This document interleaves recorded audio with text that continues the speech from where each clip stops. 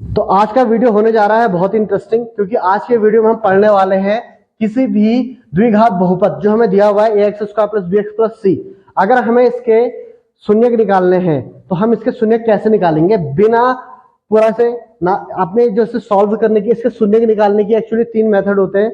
एक आपका मेथड होता है जो हम हाई स्कूल में पढ़ते हैं, मध्यपद विभाजन। दूसरा होता है इसका द्विघाती सूत्र, और तीसरा जो मेथड है इसे निकालने का है पूर्ण वर्ग विधि द्वारा इसके शून्य ज्ञात करना। ठीक है ना, तीनों मेथड हैं आपके पास।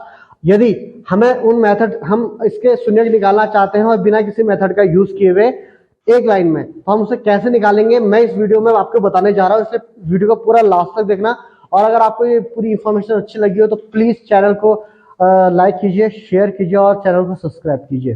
देखिए क्या हो रहा है इस वीडियो में। हमने क्या दिया, हमें पास एक बहुपद दिया हुआ है ax square plus bx plus c।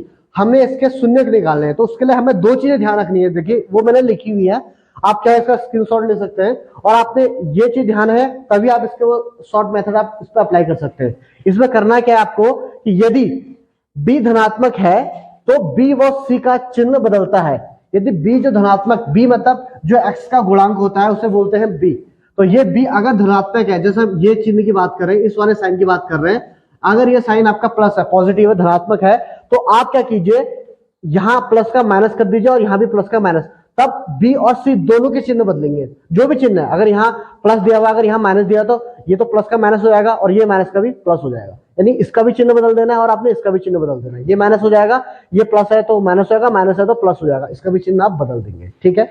अब दूसरा केस, यदि बी ऋणात्मक है, जो बी है ना, ये जो चिन्ह है, यहाँ पे अगर प्लस नहीं है, यहाँ पे माइनस है, यहाँ पे क्या दिया हुआ है, अगर आपका सवाल में माइनस दिया हुआ है, हमने यही चीज ध्यान देनी है कि अगर ये सवाल में यहाँ पे माइनस है, उस केस में क्या होगा, उस केस में सिर्फ b का चिन्ह बदलता है। तो आपने सिर्फ इसका चिन्ह बदलना है, इसको आप प्लस कर देंगे और ये आपका जो प्लस है तो प्लस ही रहेगा, माइनस है तो माइनस ही रहेगा, इसका आप चिन्ह नहीं बदलेंगे। अगर आपको ये बात समझ आ गई है तो हम आगे बढ़ते हैं इसमें। ठीक है ना, तो इसमें ज्यादा कोई मुश्किल कुछ नहीं था।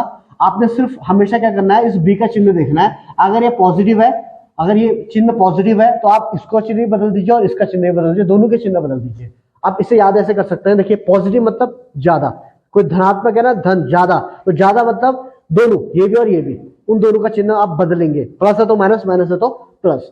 अब अगर माइनस है तो सिर्फ आप एक का चिन्ह बदलेंगे, केवल बी का बदलेंगे, सी का आप चिन्ह नहीं बदलेंगे। अब देखिए इसको हम यूज करके हमें सवाल कैसे करेंगे। मान लीजिए आपके पास पहला क्वेश्चन ही है, ठीक है, आपको इसके शून्य निकालने हैं, x square plus 11x plus 18। आपसे कहा जा रहा है अल्फा और बीटा, यानी कि इसके शून्य ज्ञात कीजिए। तो आप क्या करेंगे, आप मध्यपद विभाजन से आप अपनी कॉपी में करें और चेक कर लीजिएगा लास्ट में। पहले हम यहाँ बता देते हैं आपको। मैंने कहा था कि अगर b, तो b कौन है यहाँ पे, ये है ना b वाला पद, ये ax square plus bx plus c, तो ये b वाला पद है। तो b आपका पॉजिटिव है, तो मैंने क्या बोला था, पॉजिटिव मतलब ज्यादा, ज्यादा मतलब दोनों के चिन्ह बदल रहे। तो यानी कि आप इसका चिन्ह बदल दीजिए माइनस, यहाँ पे आपने कॉमा लगाया, और इसका चिन्ह बदल दीजिए, आप कितना हो जाएगा आपका, ये भी बदलना है ना, ये भी माइनस हो जाएगा। तो दोनों आपके चिन्ह क्या हो गए, माइनस हो गए ना। अब आप क्या कीजिए, 18 वन जा 18, जो कि मध्यपद विभाजन आप करते ही हैं। 18 वन जा 18, और 18 के ऐसे फैक्टर जिन्हें जोड़कर 11 आ जाए। 18 वन जा 18 के ऐसे फैक्टर कि जिन्हें जोड़कर 11 आ जाए। तो आप करेंगे 9 टू जा 18, 9 टू जा 18, और 9 और 2 को ऐड करेंगे 11 आएगा ना। ये देखिए 9 मल्टीप्लाई 2 आप करेंगे, 9 टू जा 18 हो गया, और 9 और 2 को ऐड करेंगे आप, तो कितना मिल गया आपको, 11 मिल गया। तो यानी कि ये आपका, तो आपने कुछ नहीं करना, यहाँ 9 रख देना और यहाँ 2 रख देना, बड़ी संख्या को पहले, छोटी संख्या को बाद में। यही आपके अल्फा बीटा आ गए। अल्फा बराबर आपका आ गया -9, और बीटा बराबर आ गया आपका आ गया 2। आप चाहो तो आप इसको आप मध्यपद विभाजन का लगा के, सूत्र लगा के, या आप इसे किसी भी मेथड से सॉल्व कीजिए, आपके अल्फा बीटा आपको यही मिलेगी। ठीक है, आगे बढ़ते हैं। दूसरा सवाल हमारे पास ये, x square minus 9x plus 14, clear है। तो सबसे पहला काम क्या कहा था मैंने कि आपको b का चिन्ह देखना है। तो b का जो साइन ऑफ क्या है, नेगेटिव है। तो जब b का चिन्ह नेगेटिव होता है तो सिर्फ b का चिन्ह बदलता है। तो आप यहाँ पे क्या कीजिए, माइनस का हो जाएगा आपका प्लस, ठीक है, यहाँ पे लग गया आपका कॉमा, और ये प्लस का हो गया आपका माइनस। नहीं बदलेगा ना यहाँ, क्योंकि b नेगेटिव, तो सिर्फ आपने b का चिन्ह बदलना है, तो ये आपका प्लस ऐसा ही रहेगा। ठीक है, अब देखिए अब आपने काम वही करना है। 14 वन जा, इसके 1 है ना, तो जो मध्यपद विभाजन में हम करते हैं, ए की हम मल्टीप्लाई करते हैं सी से, तो ए तो यहाँ 1 है, तो 1 की मल्टीप्लाई हम सी से करेंगे 14। तो जो 1 की मल्टीप्लाई हम 14 से करेंगे तो कितना आएगा 14। 14 के ऐसे फैक्टर करने हैं आपने जिनको ऐड करके 9 आ जाए, तो आपने यहाँ पे लिखा 14। अब 14 के फैक्टर करें आपने तो 14 1 जा 14, ठीक है ना। फिर आएगा आपका 7 2 जा 14, और आपने वो देखना है इसे ऐड करके 9 आ जाए, तो आपने देखा कि ये आपको सही बैठा है। 7 + 2 आपको क्या मिलता है 9 मिल जाता है। तो आपने क्या करना है, बड़ी वाली संख्या को पहले और छोटी वाली को बाद में, यानी कि अल्फा = आपका 7 और बीटा = आपका 2। ये दोनों आपको आंसर मिल चुके हैं।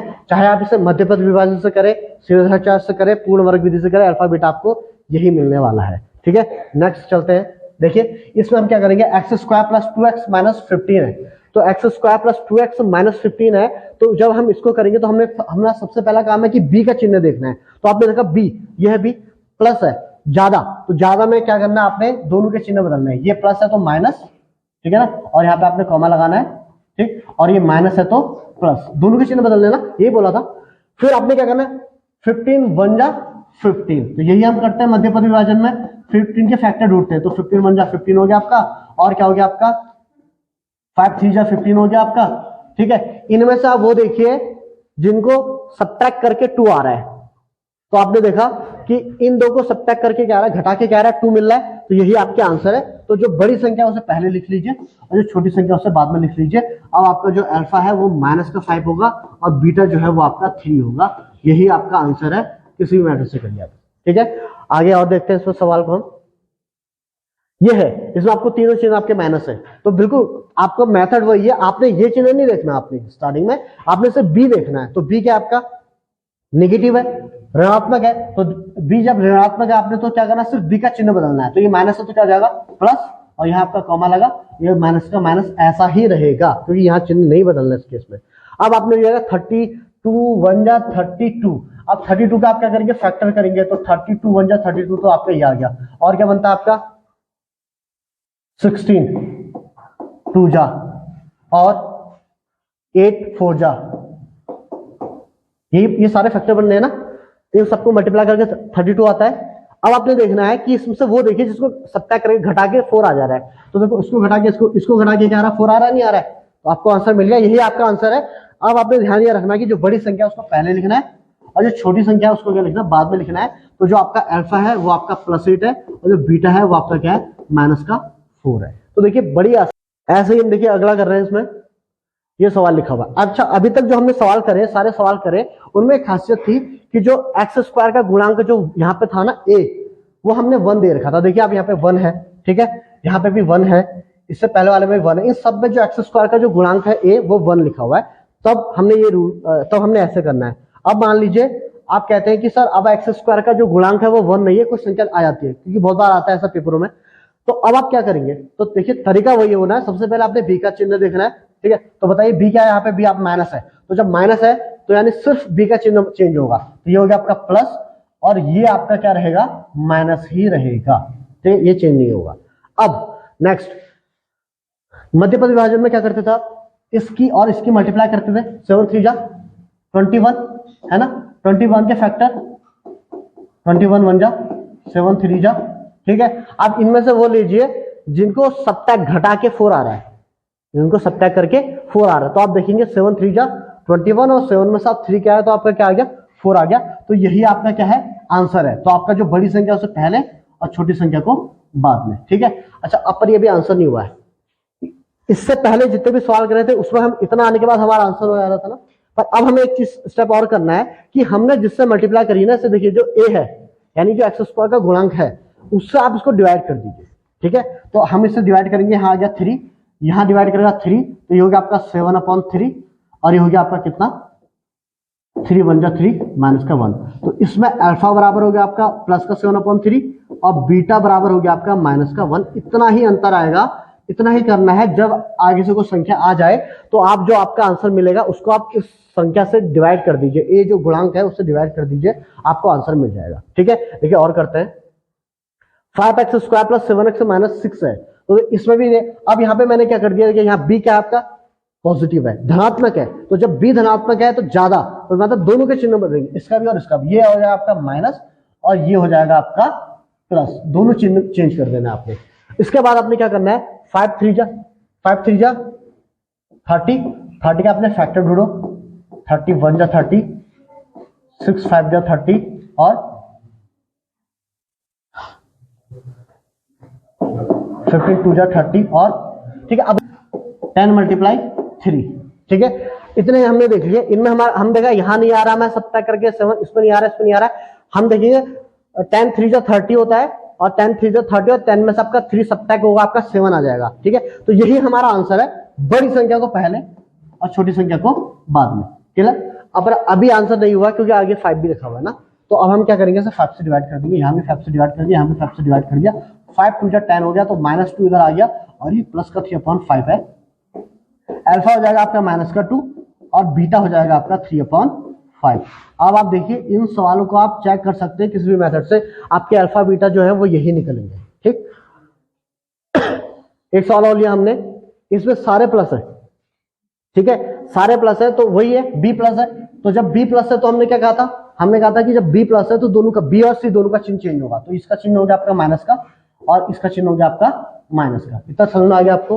अब फिर वही बात है, 7 2 जा आपका आ गया यहाँ पे 14, अब 14 का आपने क्या करना है, फैक्टर। तो 14 1 जा 14, तो पहला मिल गया आपको, ठीक है ना, और 7 2 जा 14 और ऐसे आपको ये मिल जाएंगे, ठीक है ना। अब आप बताइए इसमें से हमें कौन सा लेना है, वो लेना है जिसको ऐड करके 15 आ रहा है। तो आप साफ दिख रहा है आपको कि यहाँ पे क्या है कि 14 × 1 14 और 14 + 1 15, तो 14 और 1 आपका आंसर आ रहा है। फिर मैंने क्या कहा था, जो बड़ी संख्या उसको पहले लिखेंगे आप, ठीक है ना, और जो छोटी संख्या उसको बाद में। तो -14 और 1 ये आपका आंसर होता अगर यहाँ 1 होता। अभी आंसर नहीं है, अभी यहाँ पे 7 है, तो आप इसे क्या कीजिए, 7 से दोनों को क्या कीजिए, आप डिवाइड कर दीजिए। तो यहाँ भी 7 से आपने डिवाइड कर दिया, यहाँ भी, तो यहाँ पे आ गया 7 2 जा 14, तो -2 इधर आ गया, कॉमा -1/7। तो अल्फा आप कहेंगे यहाँ पे -2 है और बीटा आप कहेंगे यहाँ पे कितना है, -1/7 है। तो ये आपके आंसर निकल चुके हैं इसके, ठीक है। तो इतना आपके इतने क्वेश्चन हमने इस वीडियो में कर लिए। आई होप कि आप लोगों को ये सब चीज समझ में आ गई होगी, कैसे हम जो शून्य किसी भी बहुपद है, द्विघात बहुपद है, उसके शून्य को हम बड़ी आसानी से, बड़ी आराम से निकाल सकते हैं और चेक कर सकते हैं अपने आंसर को। तो मुझे उम्मीद है कि ये वीडियो आपके लिए बहुत हेल्पफुल रहा होगा। अगर आपको ये वीडियो अच्छा लगा हो तो वीडियो को लाइक कीजिए, शेयर कीजिए और चैनल को सब्सक्राइब कीजिए।